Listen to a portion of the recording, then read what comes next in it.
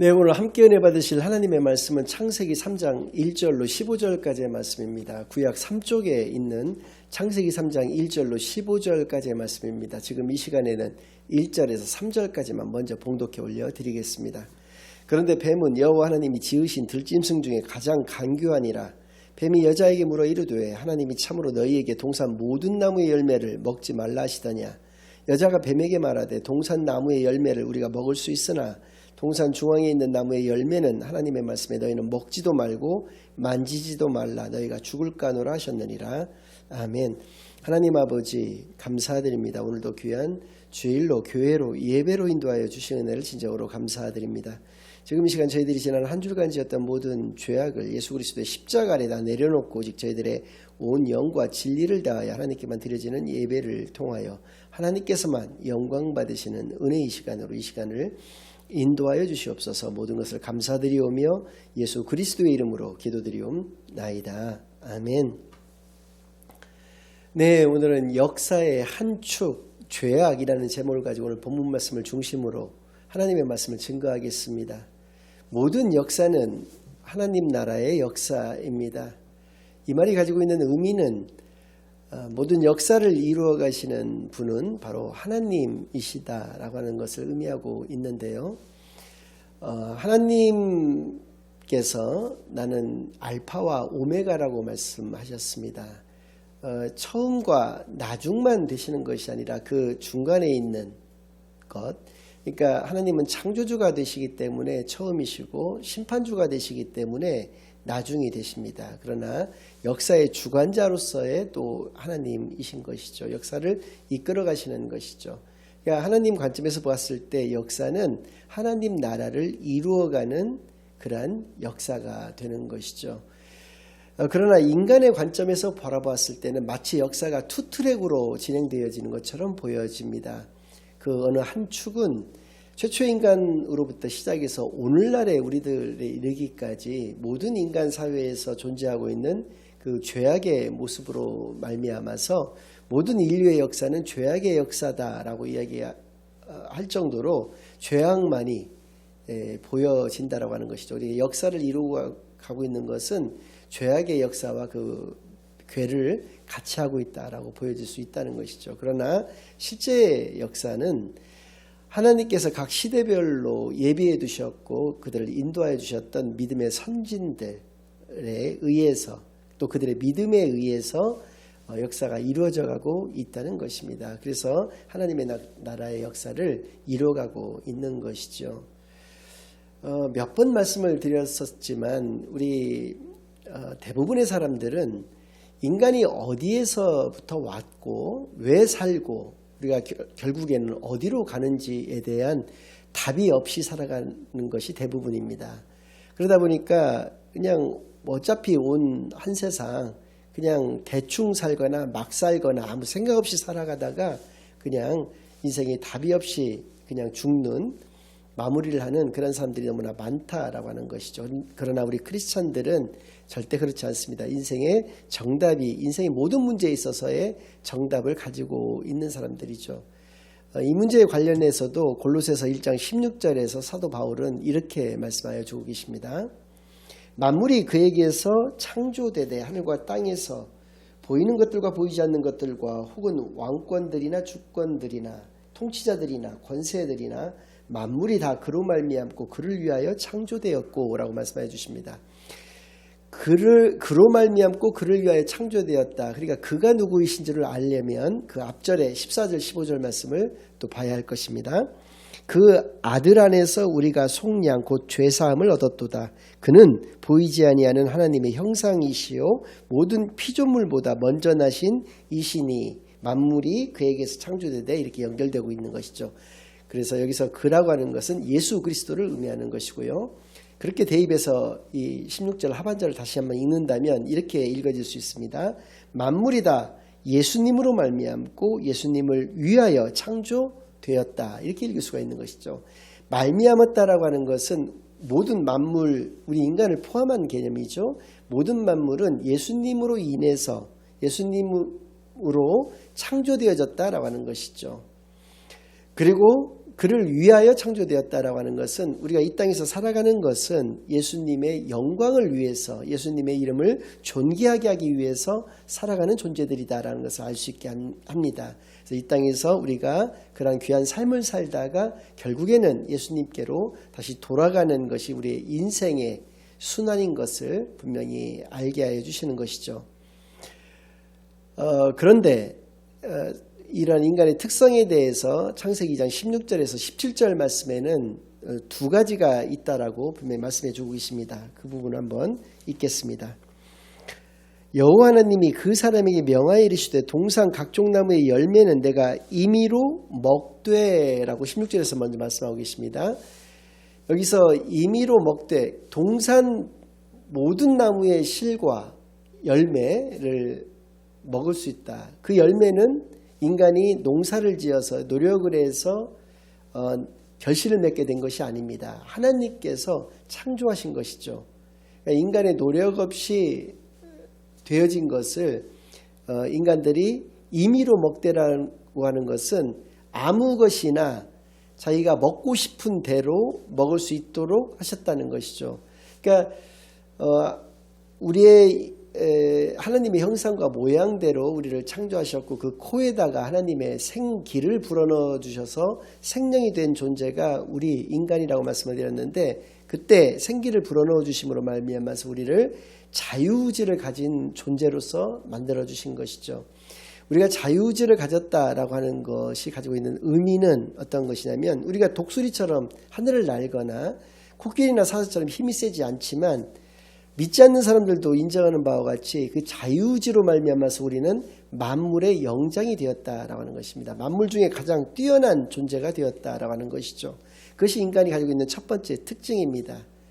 그리고 이게 동산 모든 나무의 열매를 임의로 먹을 수 있게 된 것에서 알 수 있는 특징이라는 것이죠. 그런데 두 번째 또 특징이 있는데 그것은 뭐냐면 17절 말씀인데요. 선악을 알게 하는 나무의 열매는 먹지 말라. 내가 먹는 날에는 반드시 죽으리라 하시니라 라고 말씀해 주셨습니다. 선악을 알게 하는 나무의 실과의 어떤 능력이나 그 의미가 있어서가 아닙니다. 그것이 사과나무였던 포도나무였던 배나무였던 그 나무의 종류가 문제가 되는 것이 아니라 우리는 만물의 영장이지만 동시에 두 번째 특징은 뭐냐면 하나님은 창조주이시고 다른 피조물들과 마찬가지로 우리 인간들도 역시 피조물에 불과하다는 것입니다. 즉 하나님과 우리 인간 사이의 경계를 나타내 주는 것, 그래서 금지 조항을 만들어 놓으신 것이 바로 선악을 알게 하는 나무의 실과를 열매를 따먹지 말라고 하신 그 금지 조항이라는 것이죠. 그런데 우리 인간의 본성은 어떤 것이냐면 한계 없는 자유를 갈망하는 그것을 추구하는 그런 존재라고 하는 것이죠. 여기서 우리가 알 수 있는 것이 무엇입니까? 하나님의 말씀에 순종을 통해서 우리가 누리게 되는 그 자유, 그것이 바로 완전한 자유이고 거기서 가지고 있는 우리가 나누게 되는 사랑, 그것이 바로 완전한 사랑이다라고 하는 것을 알 수 있게 하는 것이죠. 이렇게 인간의 두 가지 특징이 있다는 것입니다. 선악과의 의미도 여러분들에게 말씀을 드렸습니다.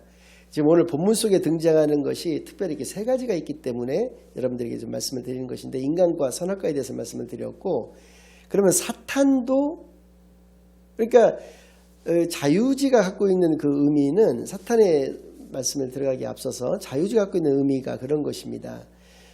혹자는 그렇게 말을 합니다. 처음부터 선악과를 그 에덴 동산에 두시지 않았더라면 그리고 인간이 그것을 먹으려고 했을 때 먹지 못하게 하나님이 하셨더라면 원죄를 짓지 않았을 것이 아니냐라고 얘기를 하는데 자유의지라는 것은 그런 개념이 아니죠. 예전에 한번 말씀을 드렸지만 인형의 가슴팍을 눌러가지고 흘러나오는 그 I love you라고 하는 그 기계음에 의한 사랑의 고백에 감동을 받는 사람은 없다는 것이죠. 하나님께서 어떤 프로그램화 시키셔서 우리를 프로그램으로 이렇게 이렇게 하셨기 때문에 이러한 결과가 우리가 빚어지게 되었다라고 해서 하나님께서 그것을 기뻐하시지는 않는다라고 하는 것이죠. 그 자유의지를 통해서 우리의 자유로운 의사를 통해서 하나님을 사랑하고 이웃을 사랑하는 것, 그리고 모든 것을 선택하는 것, 순종이라는 말 자체가 하나님의 말씀에 우리가 순종할 수 있는 선택, 불순종할 수 있는 선택을 가지고 있다라고 하는 의미를 가지고 있기 때문에 하나님께서는 그렇게 우리가 자유지로 하나님을 선택해서 하나님의 말씀에 순종하여 하나님을 사랑하는 것을 하나님께서는 기쁘게, 그리고 또 그것이 바로 하나님께 영광을 올려드리는 것이라는 것을 하나님께서는 우리에게 알게 해주셨다라고 하는 것입니다. 사탄은 그러면 하나님께서 창조하신 것이냐? 그렇지 않습니다. 유다서 1장 6절 말씀을 보면 이렇게 말씀하고 계시는데요. 또 자기 지위를 지키지 아니하고 자기 처소를 떠난 천사들을 큰 날의 심판까지 영원한 결박으로 흑암에 가두셨으며 라고 말씀하고 계십니다. 하나님은 천사를 창조하셨죠. 그 천사들이 하는 일은 무엇이냐? 하나님을 섬기고 인간들을, 특히 구원받아 믿는 그 사람들을 섬기기 위한 그러한 존재로서 하나님이 창조하셨다는 것이죠. 그런데 자기 위치를 지키지 아니하고 자기의 처소를 떠난 천사들, 그것이 곧 사탄과 그 졸개들이었던 마귀가 되었다라고 하는 것인데요. 결국 사탄은 범죄한 천사였다라는 것입니다. 여기서 우리가 알 수 있는 것이 무엇이겠습니까? 범죄란 하나님의 말씀에 불순종하는 것이다. 그리고 그 바탕이 되는 것은 바로 교만이다. 자기의 자리를 떠나고 자기의 그 위치를, 지위를 망각하는 것, 그것이 바로 범죄라는 것을 알 수가 있게 하고요. 그의 결과는 어떤 것이냐? 바로 우상 숭배라는 것이죠. 자기의 인생의 주인공은 바로 자기 자신이다라고 하는 그런 우상 숭배의 다름 아니다라는 것을 우리가 분명히 알 수 있게 하여 주시는 것이죠. 이렇게 인간이 어떤 존재고 선악과가 어떤 의미를 가지고 있고 사탄이 무엇인지를 우리가 아는 사전적 바탕 위에서 오늘 본문 말씀을 살펴야 할 것입니다. 오늘 본문은 흔히 원죄라고 일컬어지는 그러니까 인류 최초의 죄악의 그 사건의 모습을 담고 있는데요. 오늘은 이 죄악이 어떻게 시작이 되었고 어떤 내용과 의미를 가지고 있고 그래서 그에 따라서 우리가 어떻게 살아가야 될 것인지에 대해서 생각해보는 시간을 갖겠습니다. 먼저 1절인데요. 그런데 뱀은 여호와 하나님이 지으신 들짐승 중에 가장 간교하니라. 뱀이 여자에게 물어 이르되 하나님이 참으로 너에게 동산 모든 나무의 열매를 먹지 말라 하시더냐, 이렇게 묻고 있습니다.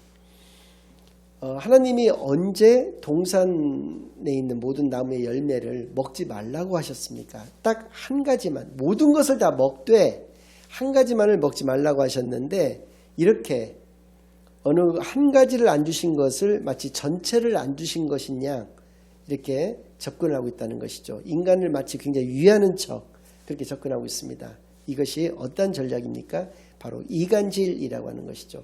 하나님과 우리 사이의 관계를 파괴시키고 깨트릴 수 있는 가장 효과적인 전략, 그것은 바로 이간질이라는 것이고요.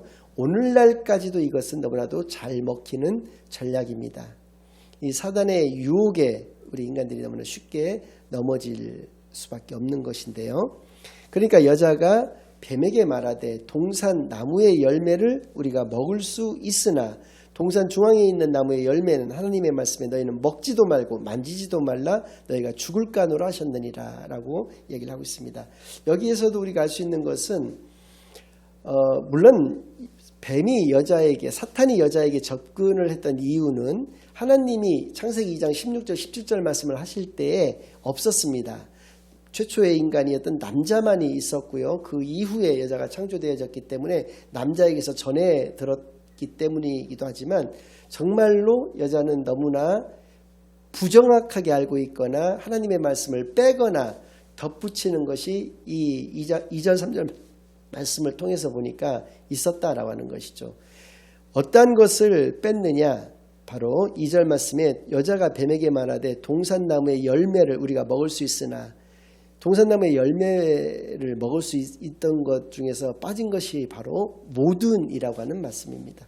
동산나무의 모든 열매를 우리가 먹을 수 있으나 라고 분명하게 얘기를 했었어야 된다는 것이죠. 그런데 사단의 그 속삭임, 유혹에 여자가 넘어가고 있다는 것을 우리가 알 수 있는 것은 그 모든이 빠졌기 때문에 우리가 그걸 알 수 있다는 것이고요. 두 번째는 동산 중앙에 있는 나무의 열매는 이렇게 이야기하고 있습니다. 동산 중앙에는 두 가지의 나무가 있었습니다. 하나는 생명나무가 있었고요. 또 하나는 선악을 알게 하는 나무가 있었다는 것이죠.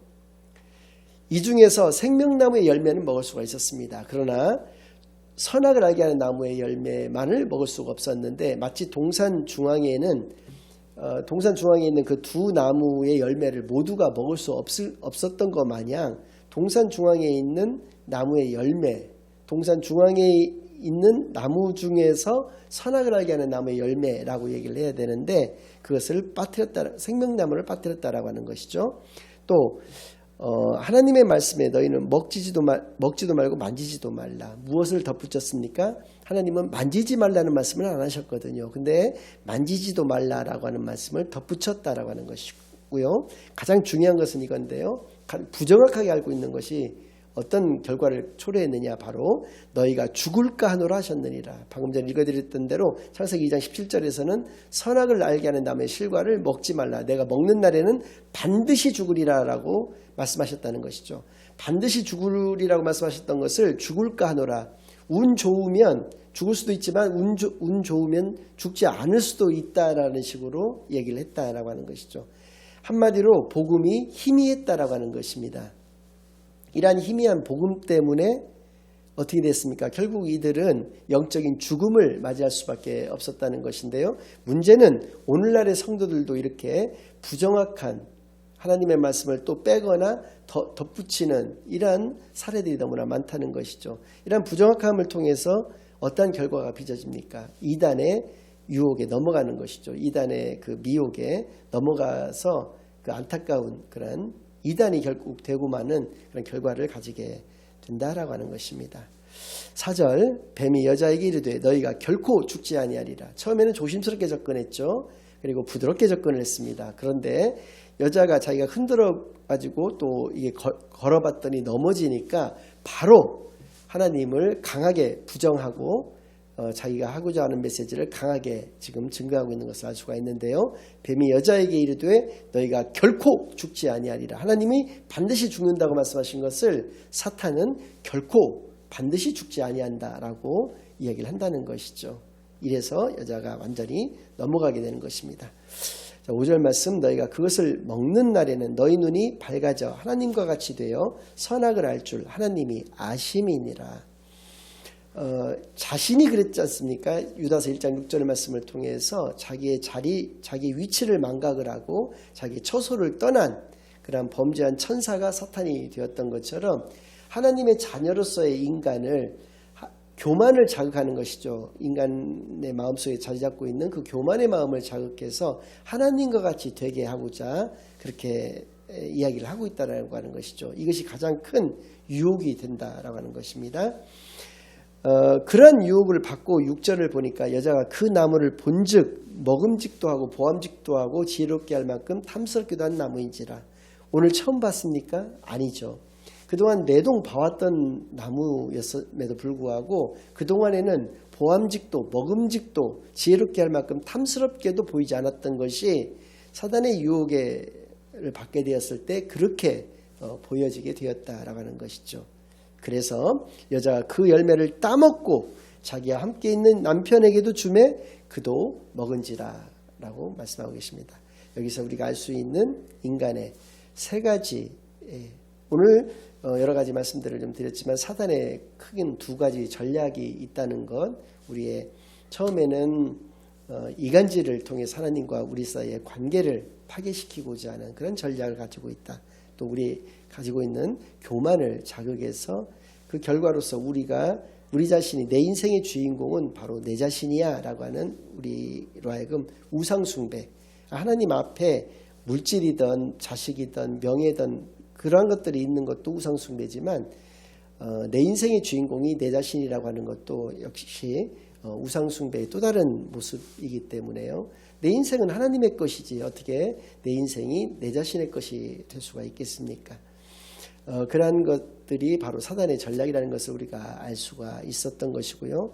선악과는 그 중요한 것이 아니었다. 선악과는 바로 하나님과 우리 사이의 관계를 가지게끔 만드는 것이지 그러한 의미 외에는 특별한 의미는 없었던 것이 분명히 알 수 있었던 건데요. 이러한 오늘 여자의 모습과 또 여자가 남자에게 그것을 주었을 때 그것을 먹은 이런 것들을 통해서 세 가지를 우리가 좀 특별히 생각해 봐야 될 것인데요. 첫 번째는 우리의 마음이 무너지면 모든 것이 무너지는 존재가 바로 인간이다라는 것을 알 수가 있습니다. 마음이 유혹을 받게 되니까 완전히 하나님의 말씀을 다 잊어버리고 다른 것이 보이지 않게 되는 것이죠. 그 유혹만이 우리에게 보이게 되어지는 것처럼 우리가 모든 것이 다 무너져 내려지게 된다는 것이죠. 두 번째는 나쁜 것은 함께하고자 하는 그러한 존재가 바로 인간이다라는 것을 알 수가 있어요. 왜 나쁜 것을 함께하고자 합니까? 불안하기 때문에 그런 것이죠. 자기만이 죽을 수가 없는 것이죠. 죽어도 같이 죽고 살아도 같이 살자. 좋은 의미일 수도 있겠지만 이것이 결국 좋은 의미가 될 수가 없는 것이죠. 나쁜 것을 함께하고자 하는 그러한 인간의 심리가 늘 있다라고 하는 것을 우리가 경계해야 될 것이고요. 마지막으로 세 번째가 되는 것은 우리 인간들은 하나님의 뜻을 잘 모르는 존재일 수밖에 없다라고 하는 것이죠. 하나님께서 선악을 알게 하는 나무의 실과를 먹지 말라고 하셨던 것은 하나님과 우리 사이에 그 하나님 아버지와 하나님의 자녀로서의 우리의 관계가 영속되고 그 사랑의 교제가 영원하기를 바라시는 하나님의 그 장치였음에도 불구하고 그 관계 파괴를 통해서 그리고 또 그 과정 속에서 드러났던 것은 무엇입니까? 하나님께서 아담에게 물어보셨습니다. 네가 그것을 왜 먹었느냐? 하나님이 나에게 주신 여자가 나를 유혹해서 먹으라고 해서 나는 먹었습니다. 하나님을 원망하고 있는 것을 볼 수가 있죠. 아까도 말씀드렸지만은 우리가 한 번 무너지기 시작하면 모든 것이 다 무너져 내리는 존재이기 때문에 우리가 죄악을 저질렀을 때 그것을 하나님께 원망하고 불평하고 하나님께 핑계를 돌리고 있는 또 책임을 전가시키고자 하는 존재가 바로 우리라는 것을 항상 우리가 기억을 해야 될 것입니다. 또 한 가지 우리가 분명하게 알아야 될 것은 창세기 3장을 통해서 나타난 인간은 바로 절망 그 자체의 모습밖에는 가지지 않는다라는 것을 알 수가 있죠. 결론을 말씀을 드린다면 오늘 읽지는 못했지만 창세기 3장 15절을 흔히 원시 복음이라고 일컫고 있습니다. 창세기 3장 15절 말씀을 제가 다시 한번 읽어드리겠습니다. 내가 너로 여자와 원수가 되게 하고 내 후손도 여자의 후손과 원수가 되게 하리니 여자의 후손은 내 머리를 상하게 할 것이요 너는 그의 발꿈치를 상하게 할 것이니라 하시고 라고 말씀해 주셨습니다. 모든 인간은 남자와 여자의 후손입니다. 그런데 여자의 후손이다라고 우리를 지칭하는 것은 어떤 의미를 가지고 있느냐면 이후에 동정녀 그러니까 남자를 알지 못하는 처녀의 몸으로서 아이를 잉태하고 그 아이를 출산을 하게 된다는 것이죠. 그게 바로 예수 그리스도를 의미하는 것입니다. 예수 그리스도를 사탄의 후손은 사탄이니까요. 사탄이 발 뒤꿈치를 상하게 한다는 것은 십자가에 달려 죽으시는 것을 의미를 하는 것이고요. 그러나 예수님께서 그의 머리를 박살을 내신다라고 하는 것은 그런 영원한 죽음 가운데 영원한 멸망 가운데 처하게 된다라고 하는 것을 이미 예언하여 창세기 3장 15절을 통해서 예언하여 주셨다는 것이죠. 이것을 통해서 우리가 알 수 있는 것은 무엇입니까? 인간의 죄악이 시작된 그곳에 하나님의 은혜도 시작되고 있다라고 하는 것을 알 수 있습니다. 죄악이 시작된 그곳에 예수 그리스도를 예언하여 주고 계심으로 말미암아서 우리가 구원의 길로 나아갈 수 있는 것을 하나님께서 제시하여 주고 계시다라는 것이죠. 두 번째로 인간이 죄를 지었고 또 그에 따라서 형벌을 받게 되었습니다. 남자에게도 저주를 여자에게도 저주를 또 에덴 동산에서도 쫓겨나는 그러한 형벌을 받게 되었죠. 그러나 3장 21절 말씀을 보니까 그럼에도 불구하고 남자와 여자가 자기들이 선악과를 먹은 이후로 벗었음을 알고 무화과 나뭇잎으로 중요 부위를 가리었을 때 하나님께서 가죽옷을 지어서 그것을 벗고 그것을 입도록 이렇게 조치를 취해 주셨습니다. 가죽옷을 그들에게 지어주셨다라고 하는 것은 어떠한 동물이 희생을 했다는 것을 의미하는 것이죠. 그래서 그 가죽옷이 예표하는 것도 예수 그리스도를 예표하는 것입니다. 어떤 동물의 죽음은 예수 그리스도의 죽음을 상징하는 것이기 때문에 그런 것이죠. 여기서 알 수 있는 것은 무엇입니까? 용서와 사랑이 바로 우리 기독교의 정신이구나라는 것을 알 수 있게 하는 것이죠. 죄가 시작된 그곳에 하나님의 은혜도 시작이 되면서 죄가 있었음에도 영원히 죽음 가운데 처할 수밖에 없는 그런 상황 속에서도 하나님께서는 그들을 용서하시고 사랑으로 품으신다라고 하는 것을 알 수가 있는 것이죠. 마지막으로 여러분들과 함께 생각해 볼 것은 인류의 역사는 오늘 살펴본 바와 같이 죄악의 역사이지만 그러나 그럼에도 불구하고 하나님께서는 역사의 주관자가 되셔서 이 역사를 이끌어 가시는 분이신 것을 분명히 깨달아 하시는 귀한 시간만이 되시기를 예수 그리스도의 이름으로 간절히 축원합니다. 아멘. 이제는 우리 주 예수 그리스도의 은혜와 아버지 하나님의 극진하신 사랑과 성령 하나님의 내주인도 역사 교통하심이 하나님의 말씀에 온전한 순종을 통해서 진정한 자유 가운데에서 진정한 사랑 가운데에서만 살아가기로 다짐하고 결심하고 돌아가는 모든 사랑하는 주의 자녀들과 그 가정 위에 이제로부터 영원까지 항상 함께 있을지어다. 아멘.